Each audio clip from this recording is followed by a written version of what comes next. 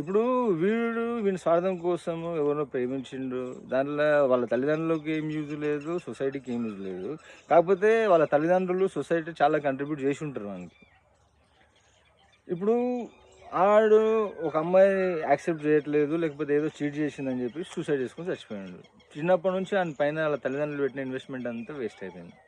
వీడు పెట్టిందేమో 3 ఇయర్స్ ఆ అమ్మాయి పైన.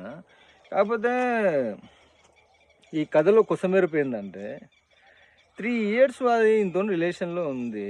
దాన్ని చేసుకోనికి వచ్చినోడు ఎంత చిక్కగాడై ఉంటాడు. ఎంత డమ్మీ స్క్వేర్, డమ్మీ క్యూబ్ అయి ఉంటాడు.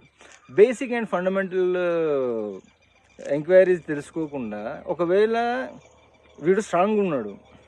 సరే నువ్వు చేసుకో, ఎఫ్ఐఆర్ కంటిన్యూ చేద్దాము అని చెప్పి దాన్ని అట్లనే లూప్‌లో పెట్టి మెయిన్‌గా అది కాకుండా సైడ్ చిక్‌గా దీన్ని మెయింటైన్ చేసుకుంటే కొన్ని రోజుల తర్వాత రిలేషన్ స్ట్రాంగ్ అయితే ఆడు చస్తాడు కదా. అట్లా ఎంతమంది చచ్చిపోలే. మళ్ళీ వీడు బాడీ బిల్డర్. ఏదో సేమ్ క్యాస్ట్లు, సేమ్ కమ్యూనిటీ, అబ్బాయికి జాబు, లేకపోతే అమ్మాయి వాళ్ళు ఇంత కట్నం ఇస్తారు, వాళ్ళ ఫాదర్ అది, లేకపోతే ఇంత భూమి ఇస్తారు, ఇంత గోల్డ్ పెడతానని చేసుకుంటున్నారు. కానీ ఆ బండిని ఎవడెవడు నడిపిండు, ఎట్లా కొట్టిండు, దాన్ని ఎంత తిప్పిండు, అది బోరుకు వచ్చిందా, షెడ్డుకు వచ్చిందా, అట్లాంటి సెకండ్ హ్యాండ్, థర్డ్ హ్యాండ్. ఇప్పుడు మనకు తెలుసు ఒక చెప్పుల జత ఉంది, దానికి ఒక ఓనర్ ఉంటే దాని వాల్యూ కొంత తగ్గుతుంది. 10 ఓనర్లు ఉంటే దానికి ఏమైనా వాల్యూ వస్తుందా? సేమ్ యూజ్డ్ అయిన వాటికి వాల్యూ ఉండదు, ఫస్ట్ హ్యాండ్కి వాల్యూ ఉంటుంది.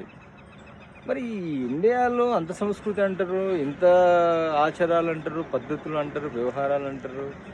మ్యారేజ్ చేసుకునేటోడు బాయ్స్ నుంచే ఈ మార్పు అనేది రావాలి. ఈ కట్నాలకు, లేకపోతే ఈ కానుకలకు, లేకపోతే వాళ్ళు ఇచ్చేటువంటి ముష్టి గిఫ్ట్స్కి ఆశపడకుండా, లాలూచి పడకుండా, అమ్మాయి నాకు మంచి అమ్మాయి కావాలి, నాకు రూపాయి అవసరం లేదు అని వీడు స్టిక్ అయి ఉంటే అప్పుడు కూడా చీట్ అయ్యడానికి ఛాన్స్ ఉంటుంది.